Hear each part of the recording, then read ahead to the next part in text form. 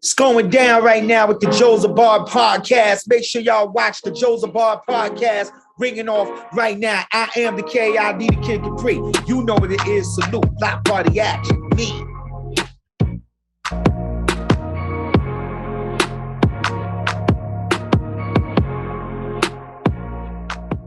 What's up? What's up, Thomas Garcia? That is our guest for today. We're back, the Joe's About podcast. We had taken a huge hiatus. We had been off for about a good 6 or 7 months, but we're back. We are here to talk a little bit about Thomas Garcia, man. What's up, my man? How you doing? Jay, I'm doing very well. It's been a very busy week, very productive campaign season, busy spring semester, and it's great to be here with you to talk about it all. Whoa. Campaign season. Are you running for something? Yeah, it might be new. It's a new campaign, first-time candidate running for State Board of Education District 2. Oh, when state board in, what state are you in, Thomas? State of Texas, my friend. All right. Yeah, because we're pretty internationally known here on the microphone here in the internet world, man. I mean, I know we have people listening in Nigeria, we have people listening in India. Shout out going out to Chib, shout out going out to all my friends out there. We have an opportunity to touch base and talk a little bit about something that is very, very common for everybody. Education. Go for it, man.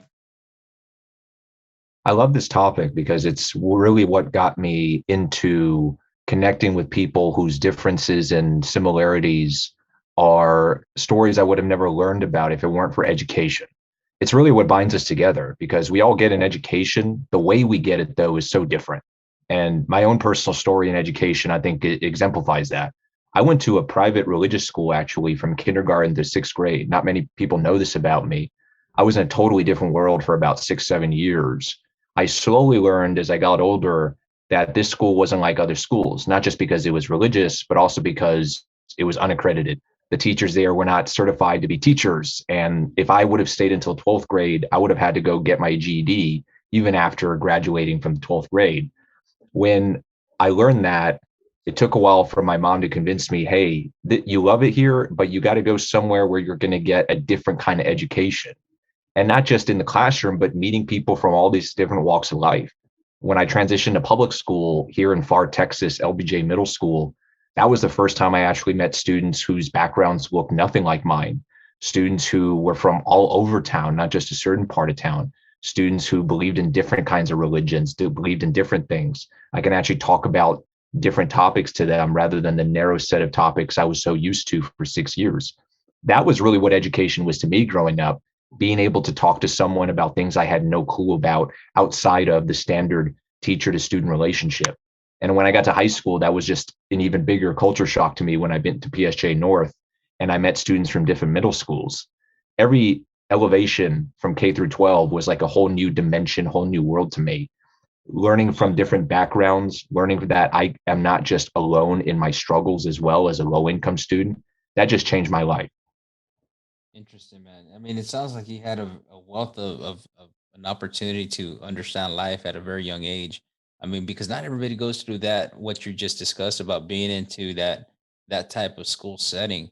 But public education is something that everybody else knows. So when you mentioned this school that was not accredited, I mean, did your mom know that it was not accredited? I mean, how did you guys understand that it wasn't accredited?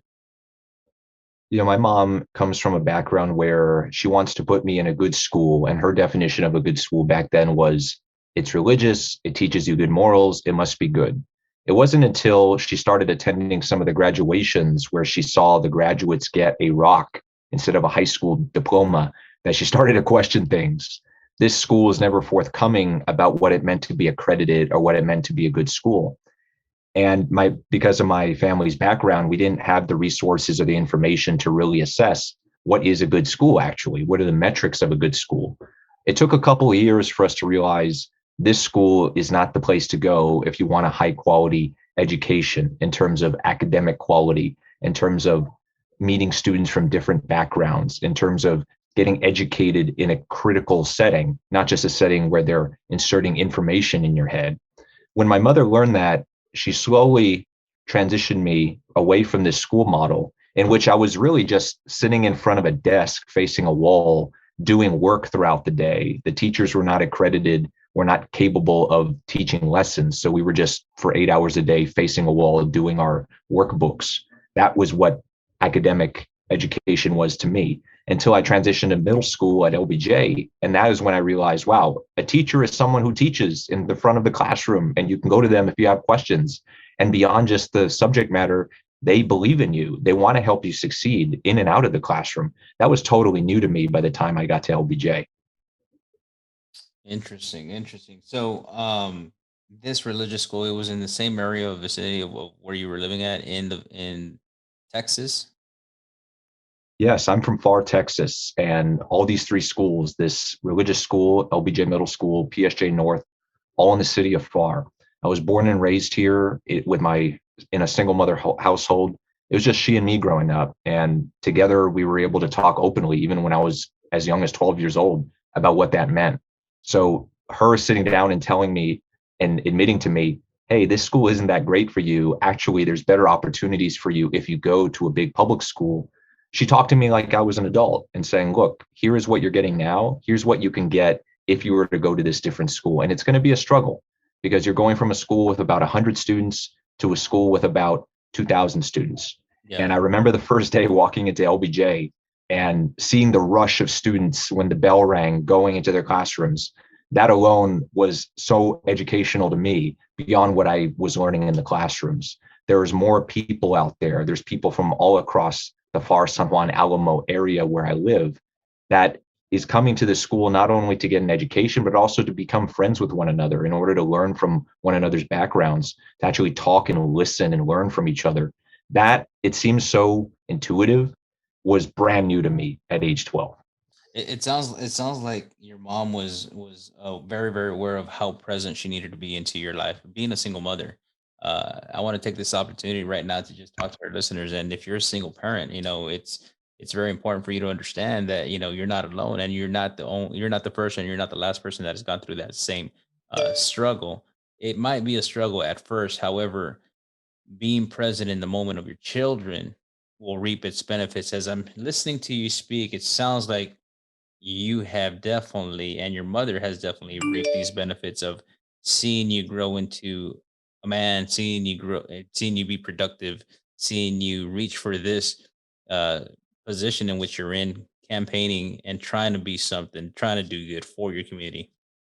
So big shout out going out to your mom, man. Thank you, Jay. I mean, it means a lot because I saw even at an early age how much she had to sacrifice to make all that happen. Her story is she was going to college. She got her associates. She didn't get her bachelor's. She had to drop out of school in order to take care of her own parents. And by the time she had me as a single mother, she was balancing both taking care of her own parents and then taking care of me at the same time. The opportunity to complete her education just was not there for her. So the very least she could do in her eyes was invest as much as she could into my education. She never knew what it was like to go to a 4-year university, much less going out of state like I did to a college. But she supported me every step of the way, and she did everything she could to make sure that I got a high quality education, no matter where I was at. And I am forever indebted to her for that. I imagine being in her shoes, talking to me at age 12 about why I needed to move schools and encouraging me in high school, no matter where you go to college, make sure you go somewhere where you're going to study something you're passionate about. Don't do it for the money. And when you do that thing, make sure you can come back and give back to your community, because that's really what it's about. Now, here's the thing, man. Like, I've seen a lot of children. I've worked in the public educational sector for almost 14 years as a teacher, as an administrator, currently as an administrator. And we tend to see items come forward when we talk about single family homes. Um, is that an obstacle? I mean, how does an individual that is maybe 12, 13, 14 years old going through middle school deal with things like that? What do they need to do? What would you say to that 13-year-old, that 14-year-old that is in that current situation? I was a very blunt and straightforward 13-year-old. I would have told myself, look for new role models. I didn't have a dad growing up. I wasn't conscious of what that meant until I got a little older. I always understood the practical reality. that there was one other person in the household, there was one revenue stream. We had certain opportunities and others were not in our reach because of the lack of money. And if there was one more person with an income, maybe some of those opportunities would have been in reach. But what I've always viewed because of that situation is that my mother serves a very particular role in my life, but so do teachers, so do coaches, so do pastors, so does anyone older than me at any given time. Today, I'm a huge proponent of what I call near peer mentorship, which is anyone age 19 to 25, a college student, a college graduate, or someone who just recently got out of the high school system, who can come back and give back in a big sister, big brother mentorship role to high school students. I wish I would have had that when I was in high school. I was conscious that I had adults who cared about me, but not someone who was slightly older than me who can tell me, I was in your shoes a couple years ago. Here's how I can help you along the way, avoid the mistakes I made. Even at a young age, I realized I want to become that mentor I didn't have growing up. So to a young person, I would say, those people are out there. You just got to go find them. Yeah, yeah, and and sometimes you'll get lost along the ways. I mean, oftentimes you'll get lost along the way. However, that's life. You try to figure it out, and you try to move forward from place to place, and just make sure that we do good for good, right? Man, I'm really enjoying this conversation. Let's talk a little bit about you know, after you finish high school. You mentioned that you went away to college.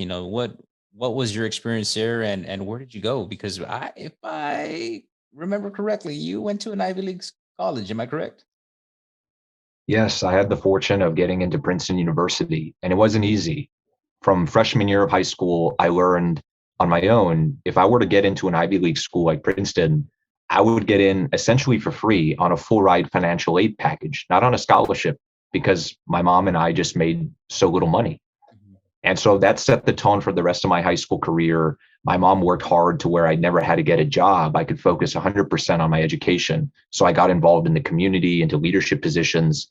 And that slowly developed me into the type of student who was going to have the audacity, coming from a background like I had, who had to overcome a lot of educational obstacles, catching up essentially because of my background in that religious school, and then having to overcome some systemic barriers like not having enough info, not having a mentor in order to even apply to a place like much less get in, much less transition there, and much less graduate.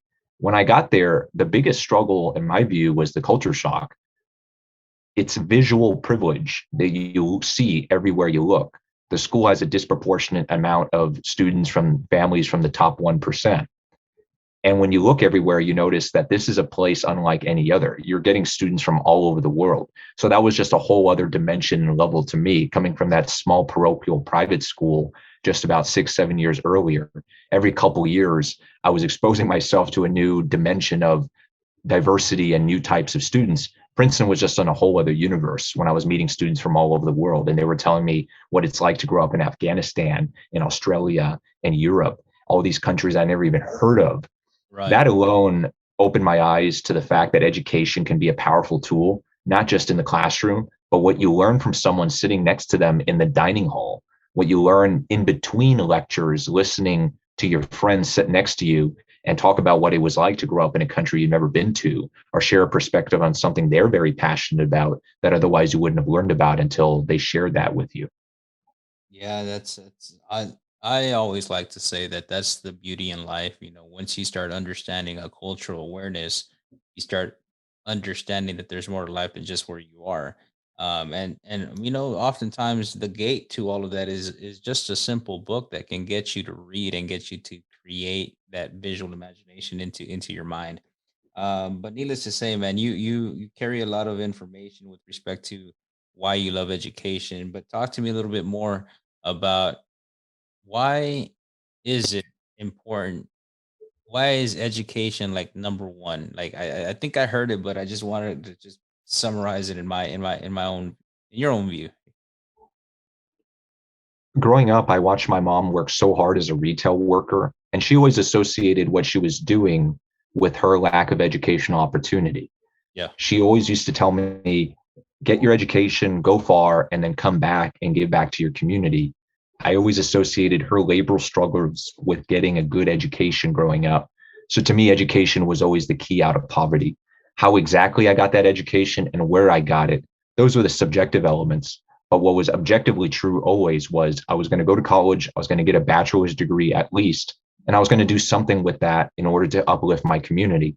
My mom always emphasized, don't do it for the money, because if you do something for the money, you might get a short-term benefit, but in the long term, you're going to be miserable doing something that is only in it for yourself and not for others. So whatever you do, even if you don't get paid as much as you want to get paid, as long as you're living comfortably for yourself and you're actually doing something that brings you meaning and happiness, you're always going to be fulfilled.